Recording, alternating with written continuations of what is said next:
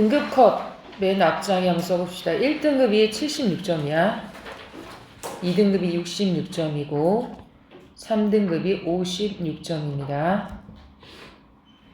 76, 66, 56점. 자, 1번부터 한번 봅시다. 위 발표에 대한 설명으로 적절하지 않는 것을 고르시오라고 되어있지. 답은 3번입니다. 자, 1번에 발표 소재를 선택한 동기를 밝히며 발표를 시작하고 있다 라고 되어 있는데, 그게 어디에 나오냐. 자, 첫 번째 단락에 유명 아이돌의 뮤직비디오를 보다가 화려한 모양과 색깔의 노래개가 인상적이어서, 이게 발표 소재를 선택한 동기지. 그 다음 2번에 보면 질문을 통해 청중이 갖고 있는 배경 지식을 확인하고 있다라고 되어 있는데, 그게 어디 있어? 여러분, 놀이개가 무엇인지 아시나요? 이게 질문을 통해서 배경 지식 확인하고 있는 부분이고, 그 다음 4번에 구체적인 예를 들고 있다라고 되어 있는데, 이건 어디 나와 있냐면, 자, 여기 5번째 단락에 예를 들어가 있지. 예를 들어 포도 모양의 주체에는 다산에 대한 영혼을 이라고 하면서 예를 들고 있고, 그 다음에 5번에 보면 발표 소재에 대한 관심을 바라며 발표를 마무리하고 있다라고 되어 있는데, 마지막 6번째 단락에 이 기회에 여러분도 놀이기에 관심을 가져보는 건 어떨까요? 라고 얘기하고 있으니까 맞지? 그래서 나와 있지 않은 것은 답이 3번입니다. 자, 2번에 적절하지 않은 것을 고르시오 라고 되어 있는데, 이번의 답은 5번입니다. 디귿에 놀이개의 소재와 크기에 제한이 있다는 것을 설명하기 위해서 자료삼을 활용하고 있다라고 되어 있는데, 지금 이 자료를 제시하는 것은 호랑이 발톱이 애군을 쫓아주기를 바라는 마음이 담겨 있다는 것을 보여주기 위한 거지, 놀이개의 소재와 크기에 제한이 있다는 것을 보여주기 위한 건 아니지. 그래서 답이 5번입니다. 3번에 청중 1과 청중 2의 공통점으로 적절한 것을 고르시오라고 되어 있는데, 청중 1에서는 지금 뭔가를 찾아봐야 되겠다라고 얘기하고 있고, 그리고 호기심이 생겼다라고 얘기하고 있지. 그러니까 답이 1번입니다. 됐습니까? 자, 그 다음 장으로 갑시다. 4번부터 7번까지.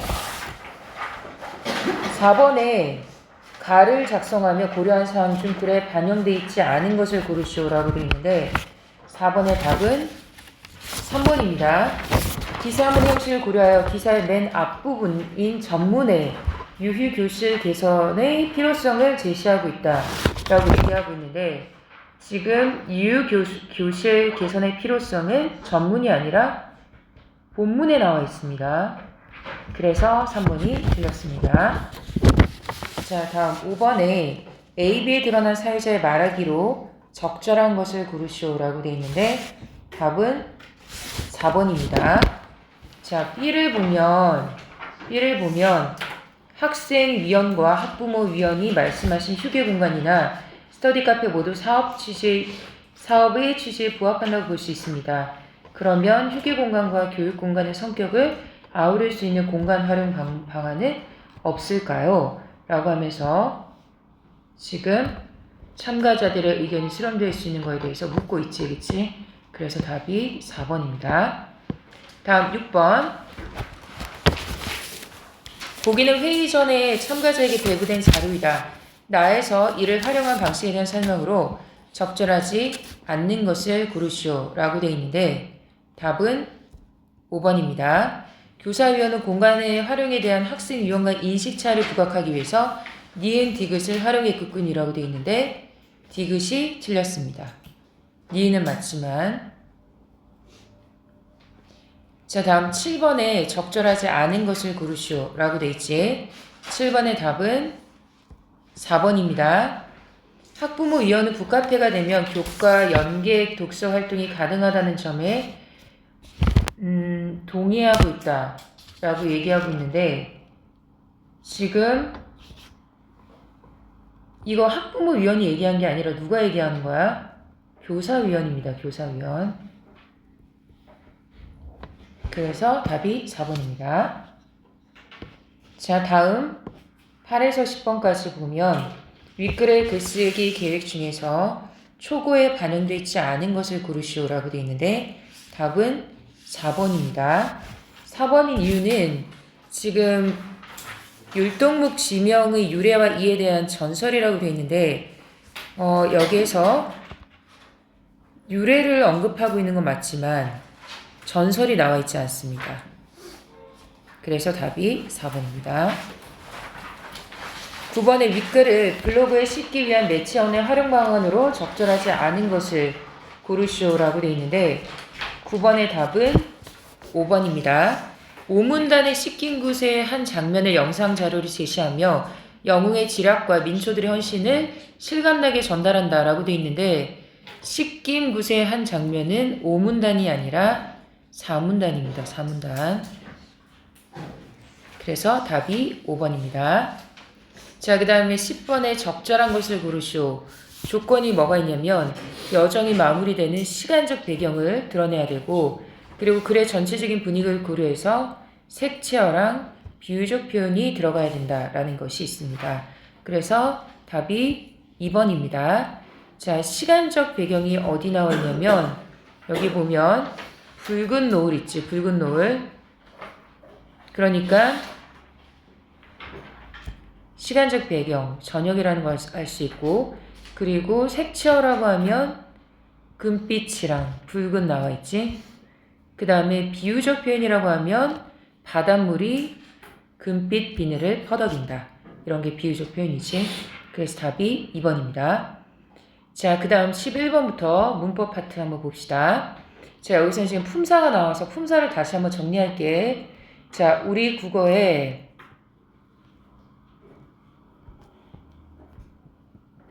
품사는 몇 가지로 나누신다? 9가지로 나누십니다. 근데 크게 어떻게 나누지냐면 체언, 용언, 수식언, 관계언, 독립언 이렇게 다섯 가지로 나누십니다. 그럼 구체적으로 어떻게 나누시냐? 명사, 대명사, 수사 그리고 용어는 동사, 형용사 그리고 수식어는 꾸며주는 건데 관형사, 부사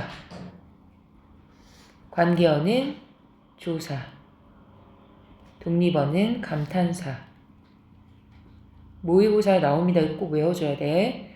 자, 이 중에서 좀 구체적으로 보면 자, 이 중에서 명사를 보면 명사의 종류가 자립명사랑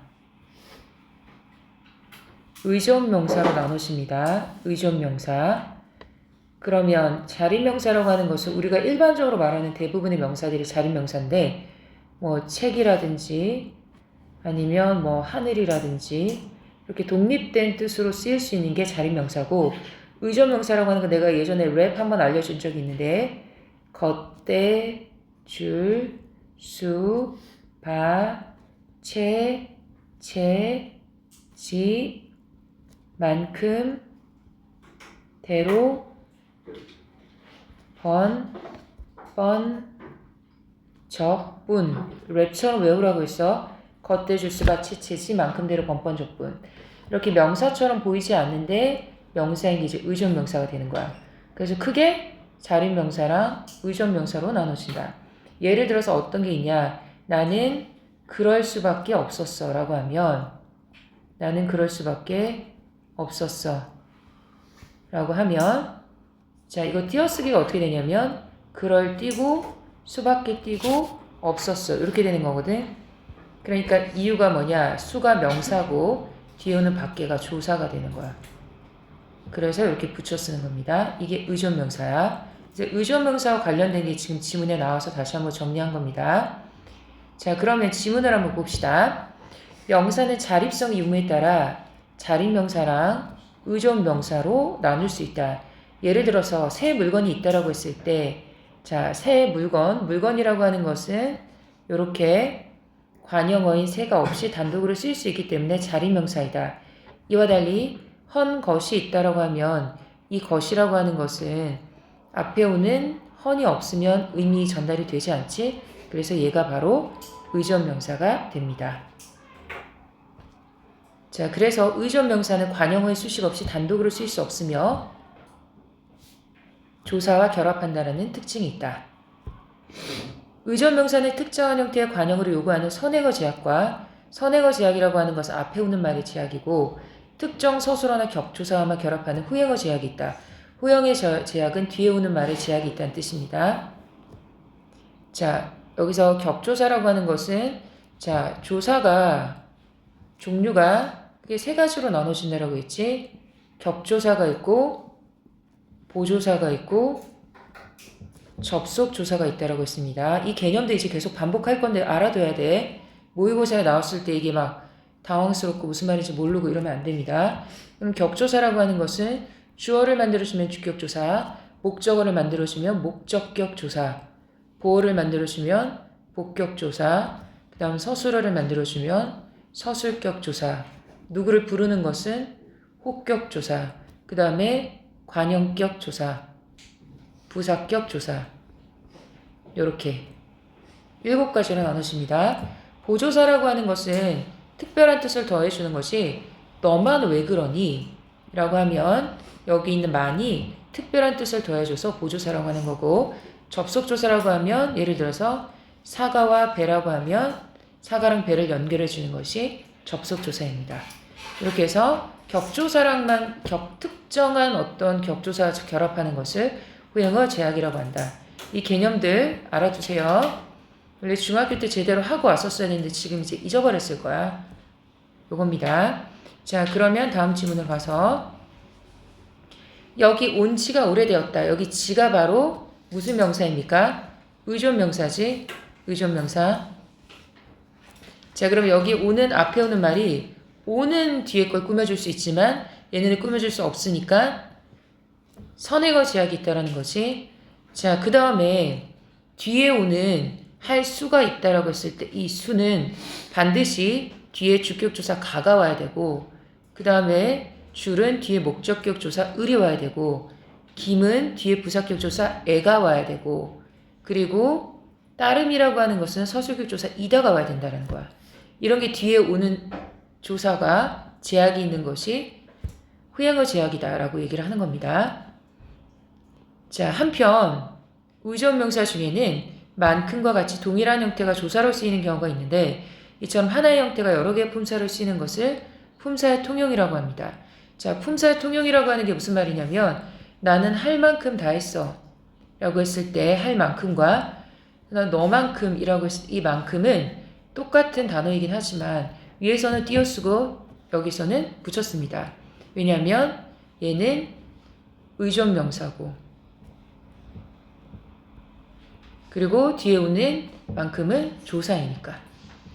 그럼 이걸 구분하는 건 어떻게 하냐면 앞에 오는 말이 이렇게 용언이면 동사의 형용사 용언이면 띄어쓰고 의존명사고 이렇게 붙였을 수 있으면 조사가 되는 겁니다. 이렇게 체언이 나오게 되면 이렇게 구분해주면 됩니다.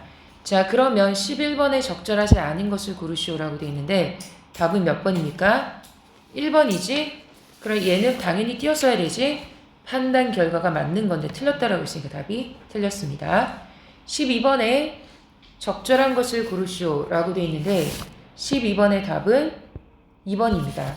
자, 2번 니은의 만은 니은에 나오는 만이라고 하는 것은 관형사형 어미 뭐뭐 할 만이라고 했을 때 앞에 이을로 끝나는 것만 올 수 있기 때문에 선행어 제약이 올 수 있지. 선행어 제약이라고 볼 수 있어. 자, 그러면 기억이 틀린 이유는 뭐냐? 우리는 어찌할 바를 모르겠다라고 했을 때 이 바를 말고 또 뭐가 결합할 수 있냐? 바가 라고 해도 말이 되지? 그러니까 목적격 조사만 결합할 수 있다는 게 틀렸습니다. 그 다음에 디귿에서 그를 만난 건 해질 무렵이다 라고 했을 때 디귿의 무렵은 서술격 조사 이다와만 결합할 수 있으므로 후행어 제약이 있다 라고 되어 있는데 뭐 어떤 무렵에 라고 해도 말이 되지, 그치? 그 다음에 그럴 일을 할 리가 없다라고 돼 있는데 얘는 격조사의 제약이 없이가 아니라 조약이 있습니다. 이거 말고는 결합할 수 있는 게 거의 없습니다. 그 다음에 산채라고 했을 때 앞에 오는 말이 이렇게 니은 형태의 관형사형 어미가 와야 되기 때문에 선행할 제약이 있습니다. 그래서 답이 2번입니다. 자, 13번으로 갑시다. 13번의 한글 맞춤법과 중세국어 자료를 탐구한 결과로 적절하지 아닌 것을 고르시오 라고 되어 있는데 13번의 답은 3번입니다. 자, 그 이유가 뭐 때문이냐면 히읗 정성 체언이 단독형으로 쓸 때는 히읗이 나타나지 않는다라고 되어 있어. 그러니까 얘는 어떻게 써야 되냐면 히읗이 나타나지 않게 이렇게만 써야 되겠지. 사례 형태로만. 자, 그 다음에 14번으로 갑시다. 서술의 자릿수로 적절한 것을 고르시오 라고 되어 있는데 14번의 답은 3번입니다. 기역, 니은, 리을이 맞습니다. 그리고 디귿과 미음이 틀립니다. 자, 그러면 왜 그렇게 되는지 한번 봅시다. 지금 여기서 골라줘야 되는 게 두 자리 서술어지. 그럼 기역에서 간다라고 하는 서술어는 주어랑 어디로라는 부사어만 있으면 문장이 형성이 되지. 그래서 두 자리 서술어입니다. 이게 없어도 말이 되니까 두 자리 서술어야. 그 다음에 간다, 국임이 간다라고 하면 어디에 무엇이 가는지 문장 성분 두 개 필요하지. 그래서 두 자리 서술어 받고 디귿에서 낡은 쾌정시계가 잘 간다라고 하면 주어만 있으면 되지. 얘는 한 자리 서술어입니다. 그 다음에 뭐뭐를 생각한다라는 의미가 되려면 누가 무엇을 뭐뭐로라고 해서 얘는 세 자리 서술어입니다. 그래서 답이 3번입니다. 자, 그 다음에 15번에 적절한 것을 고르시오라고 되어 있는데 교체에 해당하는 것으로 적절한 것을 고르시오. 답은 몇 번이냐? 2번입니다. 이렇게 이랑 어가 만나서 이렇게 요로 교체된다라고 봅니다. 답이 2번이다.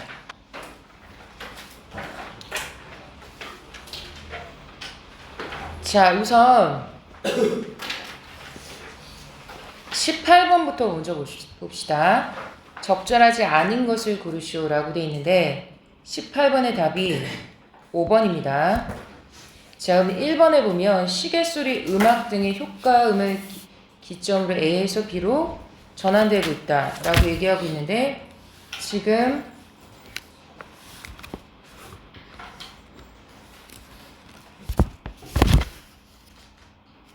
자, 앞에서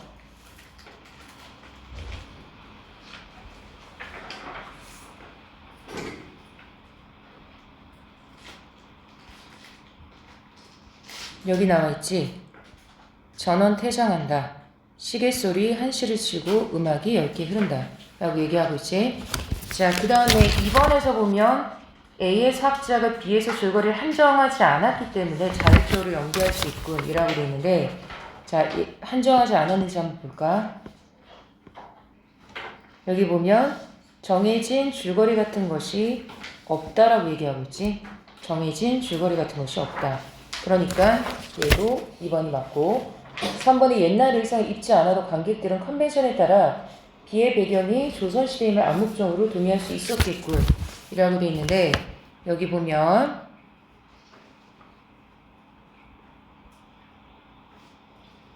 저희는 옛날 의상 같은 것이 준비가 전혀 없지 않습니까? 라고 얘기하고 있지. 그러니까 얘도 맞고 그 다음 4번에 A에서 학자가 신숙주의 비판적인 인물에게 비해서 숙주 역할을 맡긴 것은 인물의 인식 변화를 의도하고 있다라고 되어 있는데 자, 여기서 보면 처음에 불쾌하다라고 얘기하고 있지. 제가 신숙주란 인물과 비교되는 것이. 그랬더니 당신 네가 먼 할아버지 입장에 한번 대봐라. 지금과 같은 말이 나오냐? 라고 얘기하면서 아마 생각이 바뀔 것이다 라고 얘기하고 있지. 그렇기 때문에 4번도 맞습니다. 그리고 한 명의 배우가 A에서 두 개의 배역을 담당하는 것이 아니라 지금 밖에 있는 배우가 여기 들어가서 담당하고 여기 들어가서 담당하는 거지. 한 명의 배우가 밖에서 담당하는 것이 아니라. 그래서 답이 5번입니다. 자, 그 다음에 16번에 연출가의 지시로 가장 적절한 것을 고르시오 라고 되어 있는데 답은 3번입니다. 디귿에서 보면 자, 디귿에서 보면 하하하 알겠네 라고 얘기하고 있지. 요 부분 걱정하지 말라라는 자신 있다라고 하는 태도로 연기하는 것이 맞겠지. 자, 그러면 다른 부분에서 1번 학자를 설득할 수 있다는 자신감이 넘치는 어투로 연기해 주세요 라고 돼 있는데 준비가 되어 있지 않다라고 하면서 걱정하고 있으니까 틀렸지. 그 다음에 연기할 만한 무대 공간이 협소하는 것을 걱정하고 있다라고 돼 있는데 궁중어가 서툰 것을 걱정하고 있는 거지 무대 공간이 협소한 걸 걱정하고 있지 않지. 그 다음 리을에서 다양한 연기 경험이 부족하다는 것을 걱정하는 것이 아니라 뚜렷한 줄거리가 제시되지 않은 것이 걱정이다라고 얘기하고 있고 5번에 상대방의 판단에 대해 의구심을 가지고 불안해하는 어투로 연기해달라고 했는데 여기에서는 지금 상황을 복귀시키려는 인물들을 폄하하는 그 숙지의 모습을 보여주는 거지.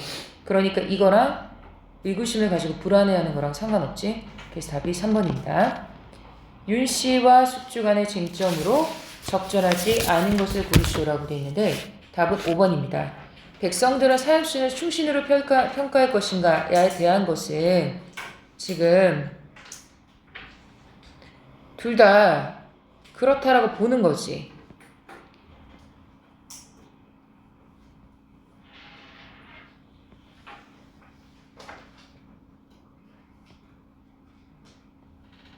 자, 여기서 보면 결국 그들은 전하의 악명과 함께 영원히 그 충성심으로 떠받쳐지겠지.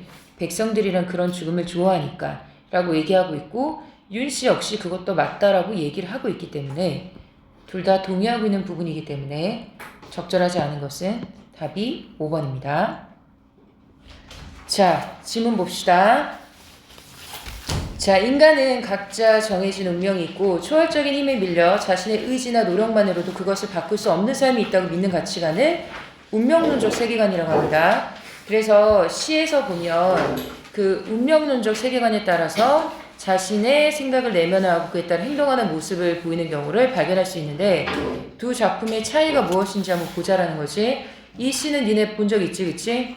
우리 신도 나간 적 있는 작품입니다. 백석시 하면서 오늘 저녁 이 좁다란 방의 흰 바람벽에 어쩐지 쓸쓸한 것만이 오고 간다 라고 되어 있는데 여기서 보면 좁다란 방이라고 얘기하고 있고 희미한 15촉에 다 낡은 무명 셔츠라고 하는 것은 화자의 처지가 어떻다라는 걸 보여주는 거냐면 가난하다는 것을 보여줍니다. 가난함을 보여준다.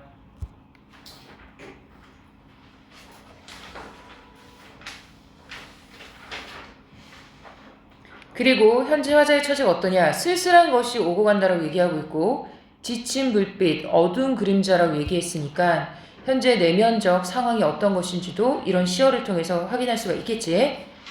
그리고 달디단 따끈한 감주라고 하는 것은 감주는 식혜를 얘기합니다. 한 잔 먹고 싶다고 생각하는데 가지가지 외로운 생각이 헤매인다. 외로운 생각 또 얘기하고 있지. 화자의 감정을 보여주는 이런 시어들 확인하고 그런데 어떤 일인가라고 하면서 이 바람벽에 뭐가 비치냐면 첫 번째 늙은 어머니가 비치고 그 다음에 어여쁜 사람의 모습이 비춰집니다. 그러니까 이 어머니랑 사람은 누구를 얘기하는 거야? 그리움의 대상이지. 그리움의 대상.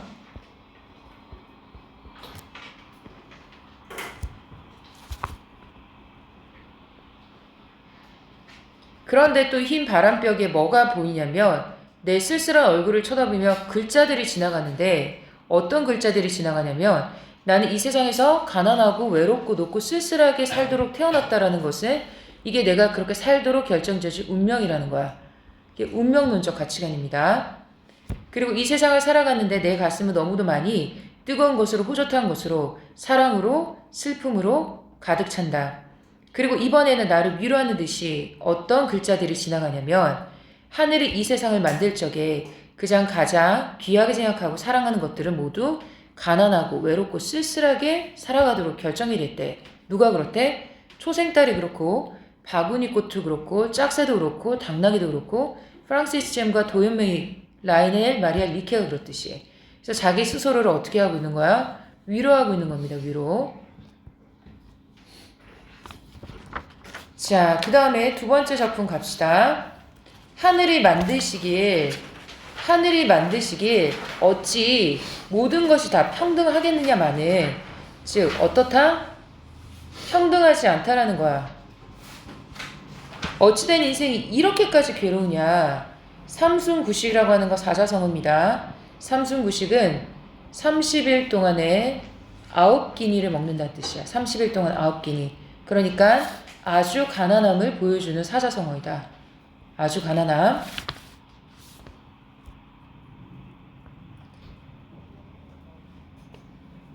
10년에 갓 한 번 쓰거나 못 쓰거나 안표 누공인들 나같이 비었으며 원언 갓난인들 나같이 심했으며 라고 하면서 문장 구조가 같으니까 이런 것을 대꾸법이라고 합니다. 대꾸법. 봄날이 더디 흘려 뻐꾸기가 보채거늘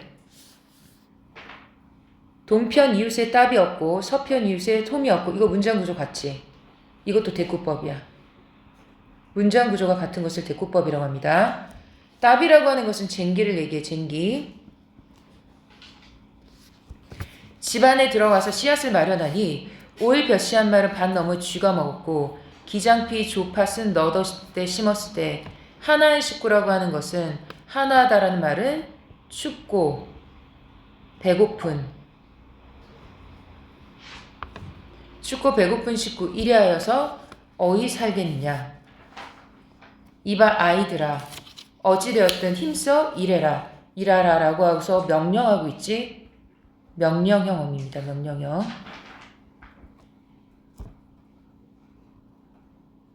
죽순물은 상전이 먹고 건더기는 건져서 종을 주니. 그러니까 이게 뭐야? 안 좋은 거는 상전이 먹고 좋은 거는 종을 준다라는 것은 뭘 얘기하는 거야? 종의 눈치를 보는 상황이야. 종의 눈치를 보는 상황이야. 눈 위에 바늘 젓고. 눈 위에 바늘을 젓는다는 말은 눈살을 찌푸리고 코로 휘파람 분다라고 하는 것은 콧방귀를 낀다. 누가? 종이. 그러니까 이거는 종이 불만을 표출하고 있는 상황이야.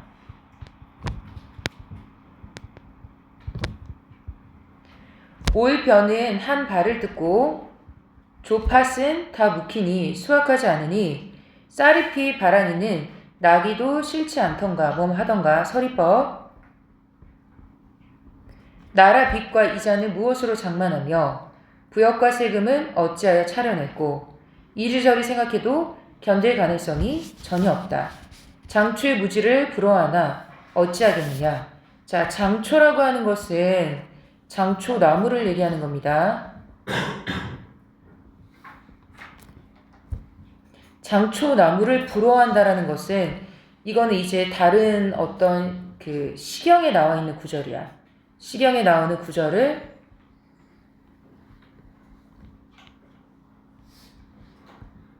인용해서 이야기하고 있는 겁니다.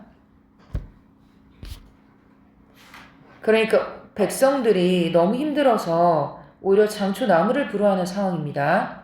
세시절기 명절 제사는 무엇으로 해 올리며 친척들과 손님들은 어이하에 대접하였고 돈이 없으니까 이 얼굴이 이런 형체를 지니고 있어 어려운 일이 참 많고 많다. 이 원수 같은 군기라고 하는 것은 가난 귀신을 얘기해. 가난 귀신은 어찌하면 헤어질 수 있겠느냐. 어찌하면 헤어질 수 있겠느냐. 술에 음식 갖추고 이름 불러 전송하여 좋은 날 좋은 때 사방으로 가라 하니 추추분분이라고 하는 것은 추추분분은 이 귀신이 뭘 하냐면 떠들면서 화를 내는 거야. 화를 내며 뒤에 화를 낸다는 말이 중복돼서 나온 겁니다. 이르는 말이 야, 너 지금까지 나랑 희노애락을 같이 했었는데 기쁨과 슬픔과 즐거움과 근심을 너랑 같이 했는데 죽거나 살거나 헤어진 적이 한 번도 없었다라는 말은 평생을 가난했다는 뜻이야. 평생을 가난하게 살았다는 뜻이야.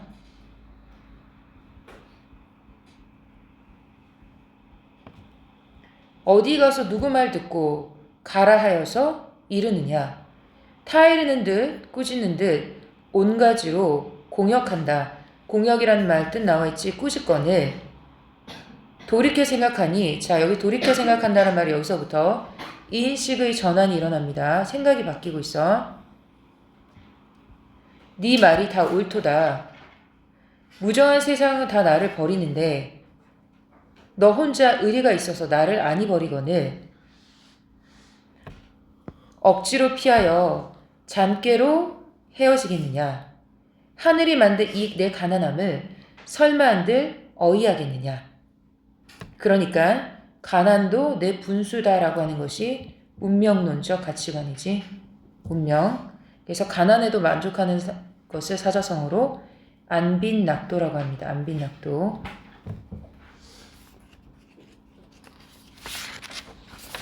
자, 됐지? 자, 그러면 19번에 다와 나의 공통점으로 적절한 것을 고르시오라고 되어 있는데 답은 4번입니다. 자, 유사한 문장 구조를 반복하고 있다라고 되어 있는데 가에서 반복하는 부분이 어디에 있냐면 내 가난한 늙은 어머니가 있다. 내 가난한 늙은 어머니가 이런 부분 있지. 유사한 문장 구조 반복하는 거고 나에서는 안표 누공인들 나같이 비었으며 원한 갓난인들 나같이 심했을까. 이런 것도 유사한 문장 구조가 반복되는 겁니다. 뭐 동편에 답이 없고 서편 이웃의 흠이 없고 대꾸법을 찾아주면 됩니다. 그래서 답이 4번입니다. 자, 그 다음에 20번에 적절하지 않은 것을 고르시오 라고 되어 있는데 20번의 답은 3번입니다. 소외된 사람들에 대한 연민이 아니라 그리움입니다. 사랑하는 사람에 대한 그리움입니다. 그래서 3번이 틀렸습니다.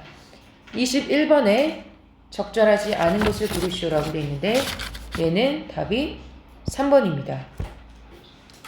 가난한 상을 미리 대비하지 못한 무능함에서 오는 자괴감이라는 것까지 이거 너무 확대 해석한 거지. 이 가난한 귀신은 어찌하면 헤어질 수 있을까 정도로 해석하면 되겠지. 22번에 적절한 것을 고르시오. 답은 1번입니다. 그리고 23번에 적절하지 않은 것은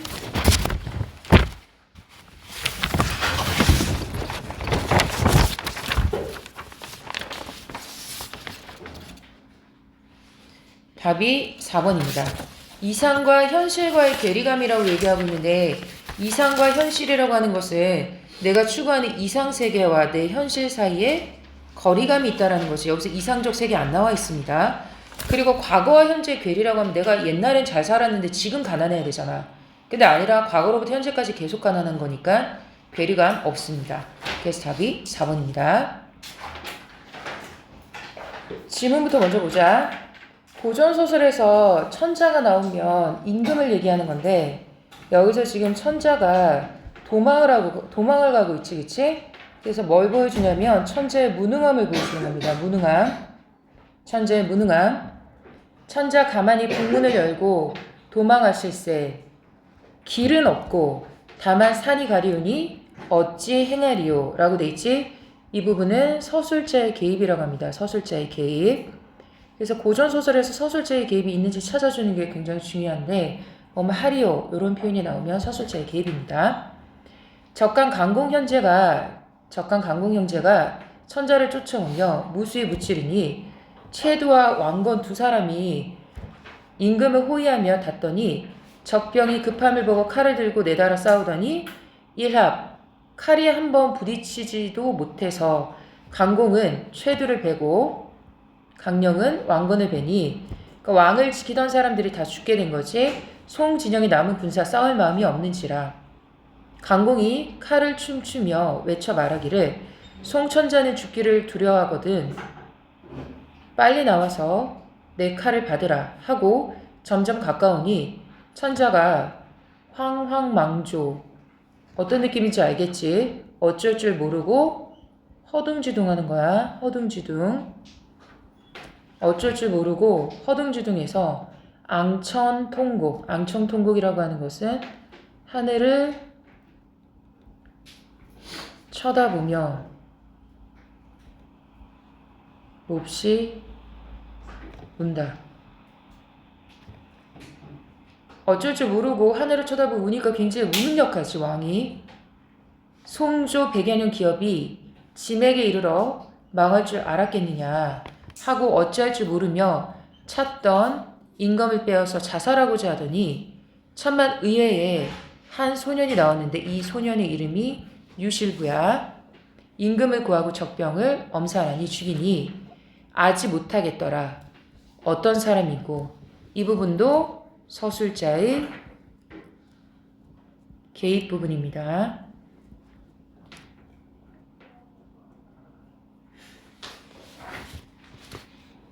선설 유실부가 모친 스라를 떠나서 말을 타고 연무대라고 하는 것은 무예를 단련하는 곳이야. 무예를 단련하는 곳입니다.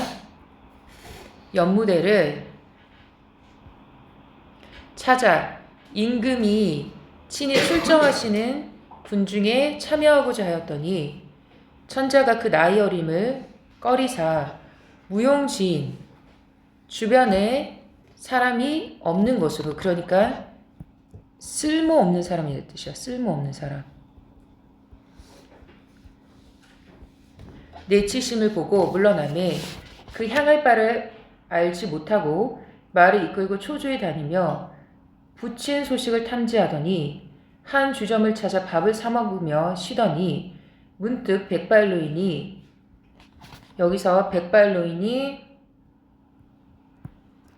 주인공을 도와주는 조력자입니다. 조력자. 갈건 야복으로, 이거는 소박한 옷차림. 소박한 옷차림.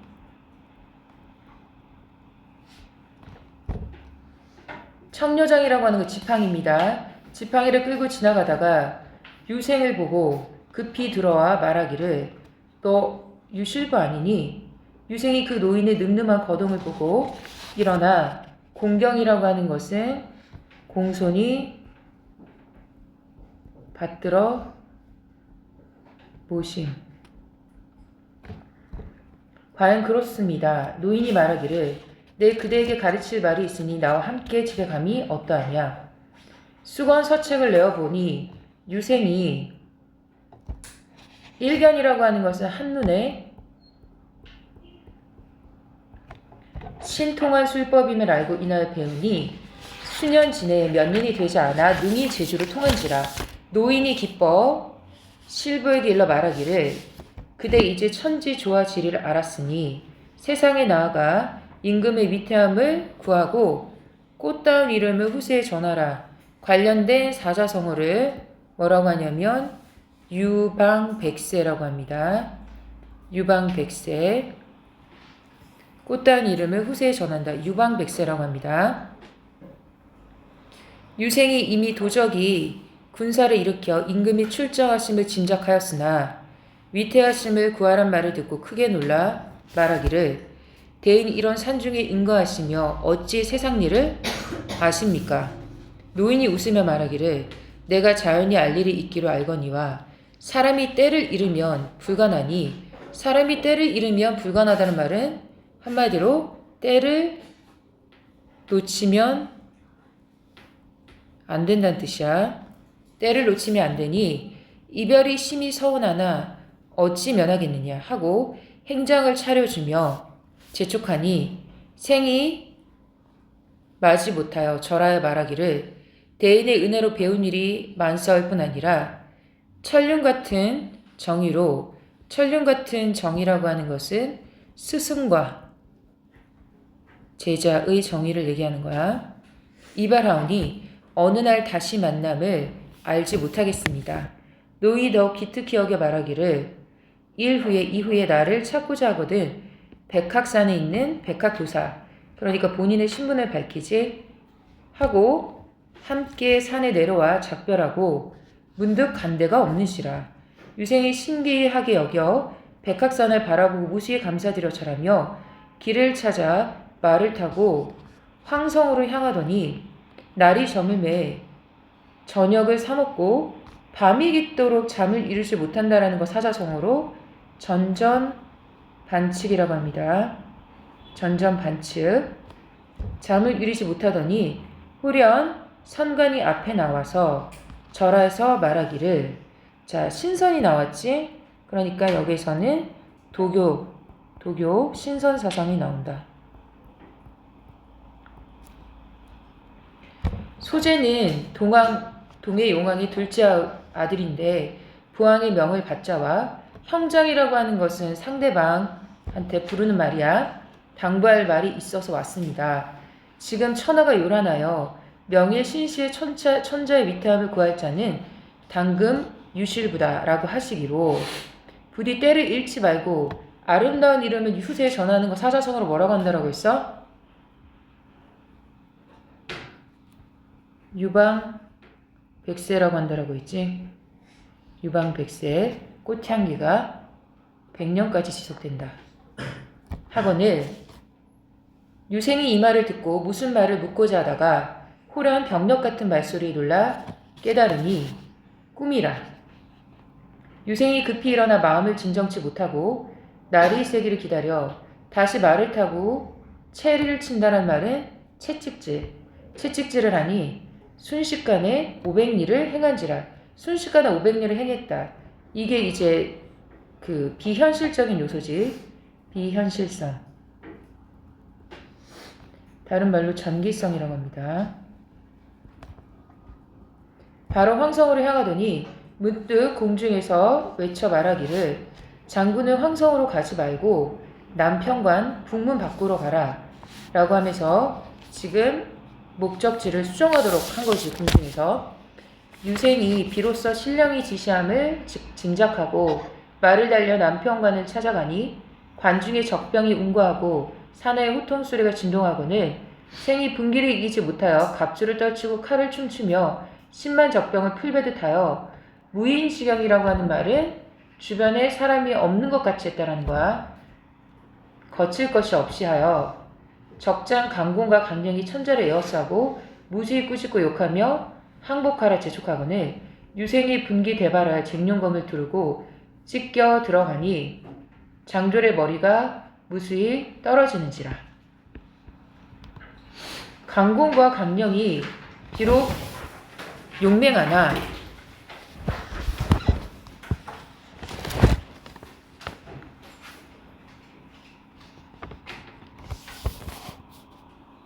불의의 집안을 만남에 미쳐 손을 놀리지 못하여 쟁룡검이 이르는 곳에 강공과 강령의 머리 칼빛을 쫓아 떨어지는지라. 호로왕이 몹시 놀라 남은 군사 이끌고 심리를 불러 모든 장수를 불러 말하기를 아까 강공 형제가 뵌 장수는 천신이 아니면 하늘의 신이 아니면 신적인 장수이다 라고 하면서 비범하다라고 얘기를 하는 거지. 하고 양장 두 장수의 죽음을 슬퍼하더라. 유생이 적장의 머리를 칼끝에 꿰어들고 바로 임금 앞에 나아가 엎드려서 말하기를 신은 당초 연무대에서 말을 달리던 유실부였는데 황실의 위태함을 듣고 혈기지분으로, 그러니까 젊은 혈기로 당돌이 전쟁에 참여하여 다행히 적군을 물리치우나 천명 하늘의 명을 어기어싸우니 군법으로 시행하소서. 천자가 적진에 쌓여 거의 잡히기에 이름에 하늘을 우러러 통곡하고, 그래서 계속 찌질한 모습을 보여주지. 난데없는 소년 장수가 나는 듯이 들어와 일합에 적장을 베고 좌충우돌하여 화망을 벗겨줌을 보시고, 여기서 이제 화망이라고 하는 것은 사격범이야. 사격범이 화기의 배치 또는 사격범이야. 벗겨줌을 보시고 천심을 진정하사 좌에게 물어 가라사대 저 장수가 누구냐. 이건 하늘이 도운 것이다. 하늘이 돕는 것 사자성어로 천우신조라고 합니다. 천우신조. 하늘이 돕고 신이 돕는다 하시고 신기 여기시더니 오래지 아니하여 그 소년 장수가 적장의 머리를 가지고 엎드리며 성명이 유실불하여 죄를 청함을 보시고 천심이 기쁘다. 천심이라고 하는 것은 임금의 마음이지. 임금의 마음이 기쁘다, 기쁘사. 친히 내려 손목을 잡으시고, 타루라고 하는 것은 눈물을 흘리는 거야, 눈물을.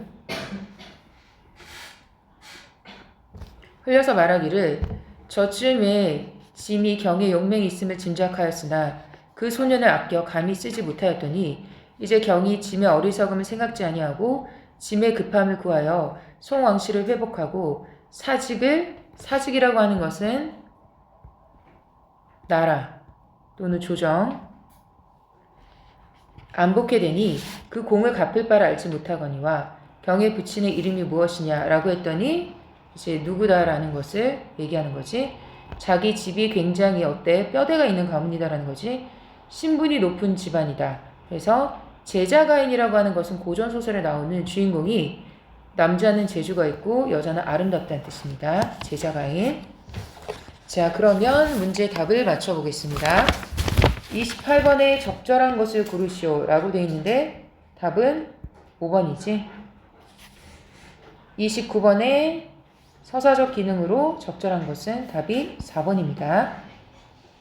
30번에 적절하지 않은 것은 답이 4번입니다. 적장의 머리를 칼끝에 끼어들고 천자 앞에 나가는 것은 이거 자체가 비현실적이진 않지. 그러니까 전기적 요소가 아닙니다.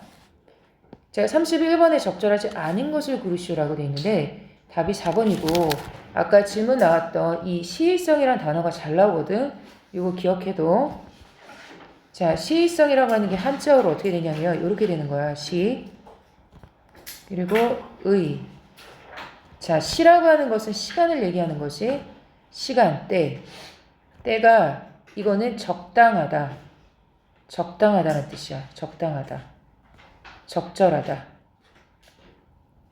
그러니까 시간이나 때에 적절한 것.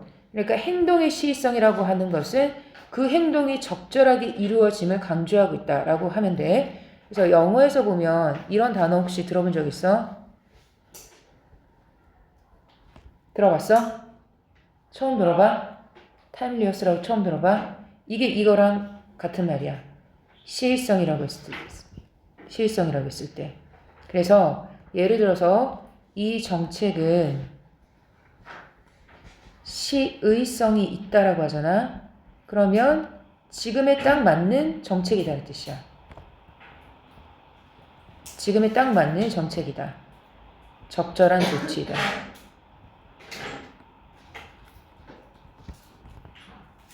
기억해도 한자, 영어 단어 다 기억해 두세요. 답은 4번입니다. 자, 그 다음에 여기까지 할게. 자, 43번에 적절한 것은 답이 1번이고 자, 그리고 44번에 적절하지 않은 것은 서운한 부분이 틀린 거고 45번에 적절하지 않은 것은 매개자의 삶에 대한 모방 심리를 생각하게 했다라는 부분 틀린 거지. 티타임을 그럴듯하게 준비하고 싶다라고 결심하게 되는 소재 정도로 이해하면 되겠지. 자, 첫 번째 단락 보면 미의 본질에 대한 최초의 연구는 고대 그리스 피타고라스 학파에 의해서 이루어졌는데 자, 이 피타고라스 학파는 미가 물질적인 대상의 형식적인 구조 속에 표현되는 객관적인 법칙이라고 생각했어. 피타고라스는 수를 이 세상의 근원으로 봤기 때문에 아름다움이라고 하는 것은 수적인 비례에 의한 것이라는 균제 이론을 내세웠다. 그래서 첫 번째 단락은 이제 균제 이론이 무엇인지에 대한 설명이지. 이런 거 빨리빨리 넘어가야 됩니다. 표시하고. 그래야 시간을 풀 수 있어. 두 번째 단락에서는 누가 나오냐면 플로티노스가 나와. 근데 플로티노스는 몇 가지 이유를 들어 미의 본질은 균제로 대표되는 수적 비례에 있는 것이 아니라고 생각해. 이게 아니다. 그러면 균제 이론은 부분과 부분 또는 부분과 전체의 관계 속에서 아름다움을 찾는 것이다. 플로티노스는 균제를 이루고 있는 대상이라 하더라도 아름답지 않은 경우가 있을 수 있으며 균제를 이루지 않는 단순한 색이나 소리도 아름다울 수 있음을 내세운다. 또한 그는 품이 있는 행동이나 훌륭한 법률과 같은 것도 아름다울 수 있는데 이런 것들은 수적 비례라고 볼 수 없잖아. 비물질적인 거잖아. 그러니까 어떻게 균제 이론을 적용할 수 있는지를 반문한다. 다음 세 번째 단락으로 갑니다. 미의 본질에 대한 전통적인 견해를 부정한 플로티노스는 균제를 대체할 수 있는 미의 본질을 어디서 찾았어? 정신에서 찾았어. 플라톤, 비문학에서 플라톤 얘기 많이 나오거든. 플라톤 이데아계랑 현상계 나오는데 쉽게 얘기하면 우리 기독교에서 얘기하는 천국 있지. 이 천국이 이데아라고 생각하면 돼. 이데아. 그리고 우리가 이 땅에 살고 있는 현실 있지. 여기가 현상계라고 생각하면 됩니다. 천국과 이데아가 이런 개념이다라는 거 이해해두고, 자, 현상계라고 하는 것은 이데아계를 본떠서 생겨난 것이라고 생각했는데, 이걸 본떠서 생겨난 것이라고 생각했는데, 플로티노스도 플라톤과 마찬가지로, 자, 플로티노스는 어떻게 나누냐면 이데아계인 예지계와 감각세계인 현상계로 구분했어. 자, 예지계랑 뭘로 구분했어? 현상계. 예지계가 약간 천국이라고 생각하고 현상계가 우리가 지금 살고 있는 땅이라고 생각하면 되겠지? 그러나 두세 개가 근본적으로 단절되어 있다고 본 플라톤과 달리 플로티노스는 두 가지 개념을 통해서 유출과 테오리아라는 개념을 통해서 둘이 연결되어 있다고 보았다. 플로티노스에 의하면 세상의 근원이 뭐냐면 근원이라고 하는 게 있는데 그걸 뭐라고 부르냐면 일자라고 불러. 이게 이제 영어로는 이렇게. 그러니까 쉽게 얘기하면 신이라고 생각하면 돼. 신. 하나님. 이라고 생각하면 편할 거야. 일자는 가장 완전하고 충만한 원천이라고 돼 있지. 일자라고 하는 것은 가장 완전하고 충만한 원천으로 광원과도 같아서 만물을 일자의 빛에 흘러넘치 유출에 의해서 순차적으로 형성된다. 성경에서도 하나님의 말씀에 의해서 이 땅이 생겨난다고 하니까 그 개념이라고 생각하면 됩니다. 일자로부터 가장 먼저 나온 것은 절대적이며 초개별적인 정신이다. 자, 여기서 흘러나오는 게 뭐냐면 정신이다. 정신.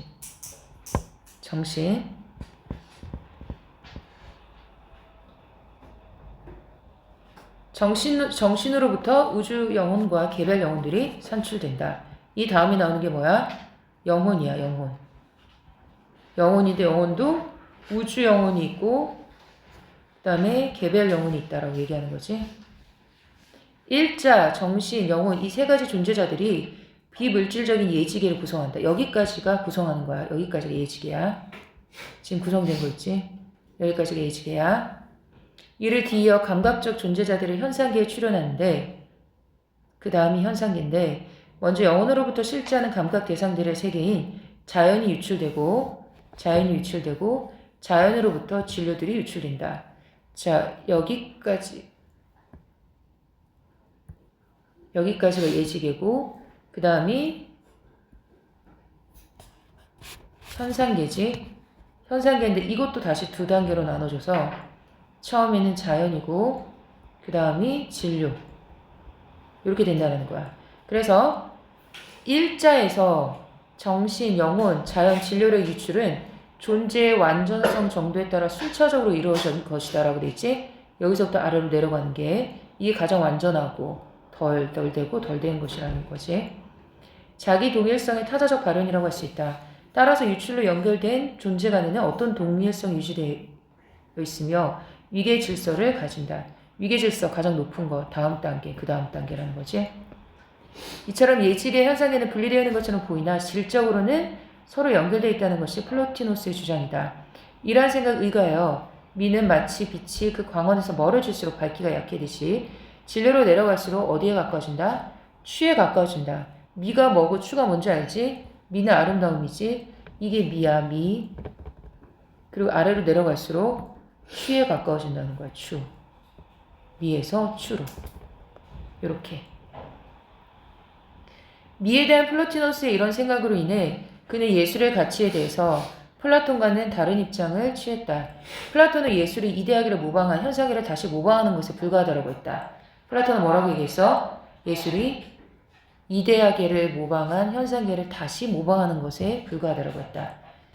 하지만 플로티노스는 뭐라고 얘기했어? 질적이고 정신적인 미의 중요성을 높게 평가했고 예술은 모방이 아니라 정신의 아름다움과 진리를 물질하는 것이 된다.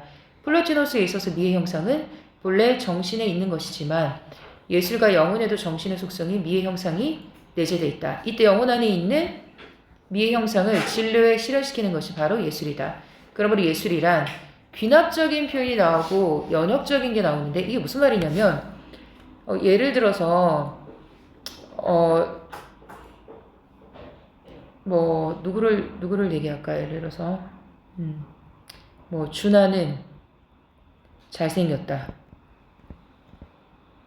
해서 그다음 뭐 지훈이는 잘생겼다 뭐 이렇게 했어. 근데 얘네가 다시 성복고를 다니는 거야. 그럼 A라는 얘, 그다음 B라는 얘 다 얘기하고 결론을 내는데 A 고등학교 뭐 남학생들은 잘생겼다. 이렇게 결론을 내리는 게 귀납적인 거야. 하나하나 예를 통해 가지고 결론을 내리는 거. 그럼 연역적이라고 하는 건 거꾸로 가는 거야. 결론 먼저 내리고 얘는 이 학교니까 잘생길 것이다 라고 얘기하는 게 연역적인 겁니다. 그래서 그 귀납적 표상으로 형성되는 관념상을 그리는 행위가 아니라 선언적이란 말은 경험 이전 이미 결정돼 있다는 거야. 아까 어떻게 됐어? 유출한다라고 했잖아. 이미 연역적인 것처럼 위에서 아래로 내려가는 게 유출하는 거잖아. 그치? 위에서 아래로 내려가는 거 유출시키는 행위인 것이다. 예술가는 이렇게 진료에 미의 형상을 부여함으로써 자연이 부족하게 가지고 있는 것을 보완한다. 그런 의미에서 플로티노스는 플라톤처럼 예술을 예지기와 현상의 다음에 위치시키지 않고 중간에 있는 것으로 생각한다는 거야. 플로티노스는 예술을 우리 영혼이 현상계에서 일자로 올라가기 위해 거꾸로 생각해서 우리 영혼이 현상계에서 일자로 올라가기 위해서 무슨 말이냐면 예를 들어서 기독교에서 찾는 사상이 어떤 거야? 하나님을 찾지? 그치? 그리고 우리가 이 땅에 살고 있는 인간이라고 생각해. 여기 살고 있어. 그럼 계속 이 존재에 대해서 어떻게 계속 추구하지. 그치? 위에서 아래로 내려오는 게 유출이라고 했었지, 아까. 유출이었지. 그럼 밑에서 위로 올라가는 걸 뭐라고 해? 테오리아라고 한다는 거지. 영혼은 근원인 일자의 속성을 지니고 있지만 동일한 근원이 다른 모습으로 나타냈기에 근원에서 벗어난 것이기도 했다. 그래서 우리 인간은 자신의 영혼이 일자와 동일한 것을 공유한다는 것을 잊고 물질 세계의 감각적인 것에 매몰되어 있다.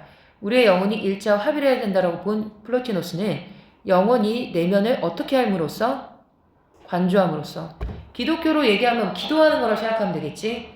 기도함으로써 하나님과 만나는 게 여기에서는 지금 내면을 관조함으로써 자신의 근원인 일자를 상기할 수 있다. 약간 뭐 도 닦는 것처럼 생각하면 될 거야. 일자로 돌아갈 수 있다고 했대. 이렇게 해서 일자로부터 유출된 생성된 각 단계의 존재들이 거꾸로 일자로 회귀하는 상승 운동이 바로 테오리아가 되는 거지. 테오리아를 위해서는 자신의 영혼의 정신의 미가 존재하고 있다는 사실을 깨달아야 되는데 이것을 깨닫게 해주는 것이 바로 감각적인 미라고 본 거지. 플로티노스가 예술을 중시하는 것은 예술이 미적 경험에 환기하여 테오리아를 일으키는 강력한 추동력을 갖고 있기 때문이다. 이처럼 예술가의 내면 나아가 그 원형인 정신세계의 아름다움을 담은 예술의 가치를 높이 평가한 플로티노스의 미 이론은 인간의 영혼과 초월적인 존재의 신성함을 표현해냈다는 중세 비단틴 예술을 탄생하게 했다. 또한 가시적인 외부 세계의 재현을 부정하고 현실 세계에서 벗어난 예술을 이해할 수 있게 만들었다라는 거지. 자, 그러면 답을 맞춰봅시다. 윗글에서 언급된 것이 아닌 것을 고르시오 라고 되어 있는데 답은 2번입니다. 예술의 유형은 나와 있지 않습니다. 33번에 적절하지 않은 것은 답이 5번입니다. 자, 다음에 34번에 적절하지 않은 것은 답이 3번입니다. 직접 모방한 거 아니라고 했지. 아까 뭐라고 얘기했어? 지문에서 모방한 것을 다시 모방한 것이라고 했지. 그래서 틀렸습니다. 자, 35번에 적절한 것을 고르시오라고 되어 있지. 답은 5번입니다. 36번의 답은 1번입니다. 다 맞은 사람 있어, 이거? 한 개 틀린 사람. 질문해, 여기서.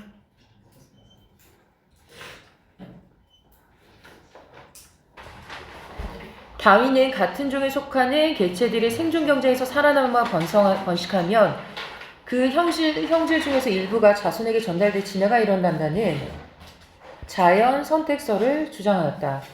그런데 개체가 다른 개체들과의 생존 경쟁에서 이기기 위해서는 이기적인 행동을 할 수밖에 없지.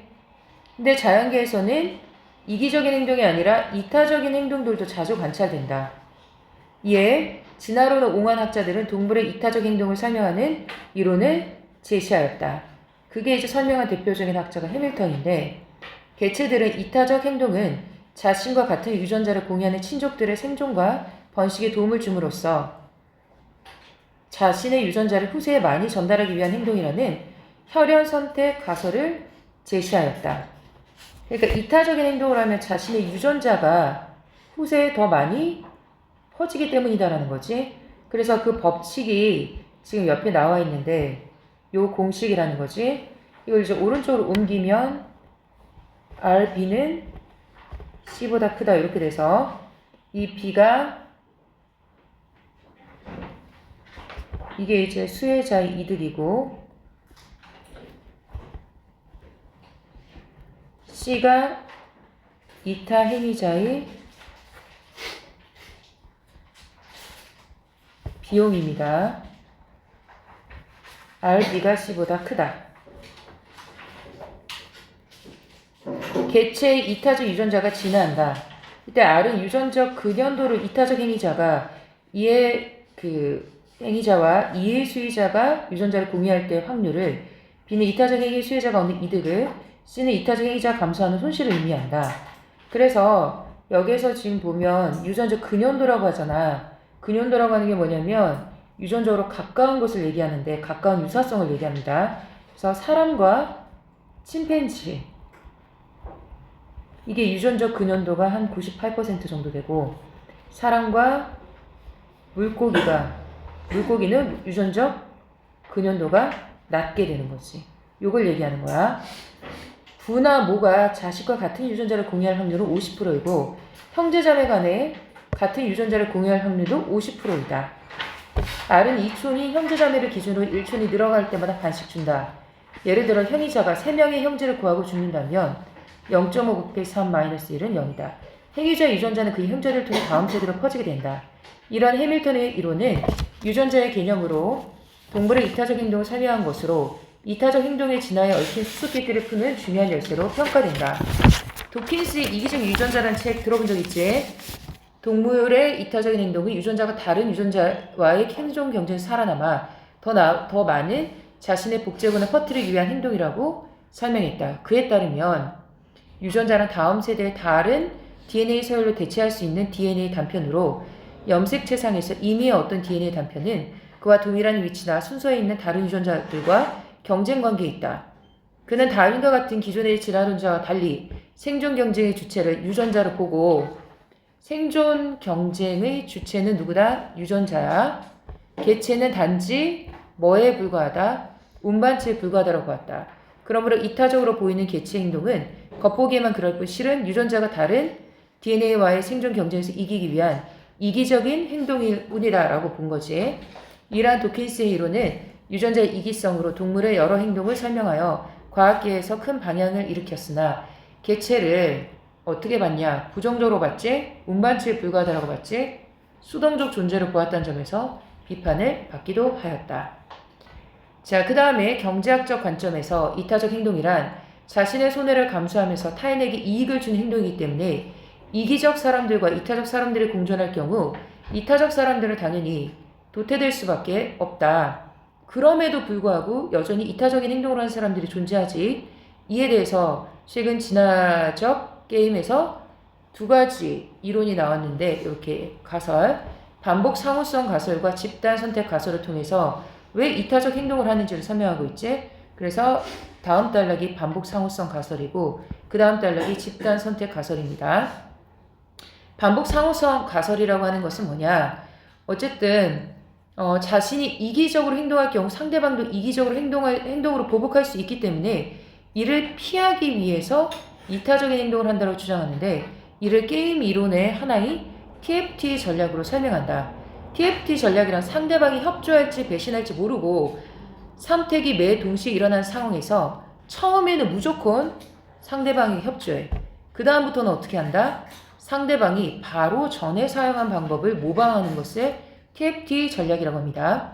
상대방이 이타적으로 행동하면 자신도 이타적으로, 상대방이 이기적으로 행동하면 자신도 이기적으로 행동하는 것이다. 이러한 행동이 반복되면 점점 상대방의 배신 횟수는 줄고 협조 횟수는 늘어 서로에게 이득이 되는 결과를 얻게 된다. 반복 상호성 가설은 혈연 관계가 아닌 사람들 사이에 이타적 행동을 설명하는 데 유용하지만 반복적이지 않은 상황에서 나타나는 이타적 행동을 설명하기는 한계가 있다. 자, 그 다음에 집단 선택 가설이라고 하는 건데 이건 뭘 얘기하는 거냐면 왜 이타적 구성원이 이기적이지 않고 다른 사람을 생각하는 구성원이 많은 집단이 더 생존 경쟁에서 오래 살아남느냐, 그 이유가 뭐냐. 개인 간의 생존 경쟁에서 우월한 개인이 생존하는 개인 선택에서는 이기적 집단이 살아남는 데 유리하지만 집단 간의 생존 경쟁에서 우월한 집단이 생존하는 집단 선택에서는 이타적 구성원이 많은 집단일수록 식량을 구하거나 다른 집단 간의 분쟁에 효과적으로 대응할 수 있기 때문에 생존할 확률이 높다. 따라서 집단 선택에 의해 이타적인 구성원이 많은 집단이 생존하게 되면 자연히 이를 구성하는 이타적 인간도 진하게 된다. 실제로 인류는 혹독한 빙하기를 거쳐 살아남는 존재라는 점에서 집단 선택 가설은 설득력을 얻는다. 하지만 이타적 구성원이 많은 집단이라 하더라도 그 안에는 이기적인 구성원도 함께 존재하기 마련이다. 그러므로 집단 선택에 의해서 이타적인 구성원이 진화하기 위해서는 집단 선택이 일어나는 속도가 개인 선택이 일어나는 속도보다 훨씬 더 빨라야 된다는 거지. 자, 그러면 바로 문제로 갑시다. 서술장의 공통점으로 적절한 것을 고르시오라고 되어 있는데 답은 5번입니다. 38번에 적절하지 않은 것은 답이 2번입니다. 이타적 행동에 숨겨진 이기적 동기에 대해서 설명하고 있는 겁니다. 자, 39번에 적절한 것을 고르시오라고 되어 있는데 A만 TFT 전략을 사용하는 거야. A만. 그래 B는 어떻게 한다? 비협조 전략을 사용하는 거야. 그러면 A는 처음에는 어떻게 하겠어? 협조 전략을 쓰겠지. 근데 그 다음에 B가 뭘 했어? 비협조했지. 그럼 얘는 앞에 있는 것을 따라하는 거니까 그 다음부터는 모두 어떻게 하겠어? 비협조가 되겠지. 그 다음에 얘는 처음에 뭐야? 처음에만 비협조지. 그 다음부터는 어떻게 한다고 했어? 협조 전략을 쓴다라고 했지. 그래서 A와 B의 보수가 첫 회에서는 마이너스 1, 2, 그 다음에 두 번째 회에서는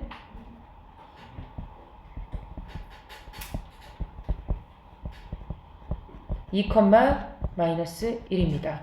그래서 두 번째 회까지 얻게 되는 B의 보수의 합은 얼마야? 1이 되겠지? 그래서 답이 2번입니다. 자, 그 다음에 40번에 니은의 이유를 추론한 것으로 적절한 것은 답이 4번입니다. 41번에 적절하지 않은 것은 답이 1번이지. 이거는 지금 보면 모아는 0.5고 자매와는 0.75지. 그러니까 지금 누구를 돌보는 것이 유전자를 더 후세에 더 많이 남길 수 있어? 자매를 돌보는 것이 유전자를 후세에 더 많이 전달할 수 있기 때문이지. 그러니까 틀렸지.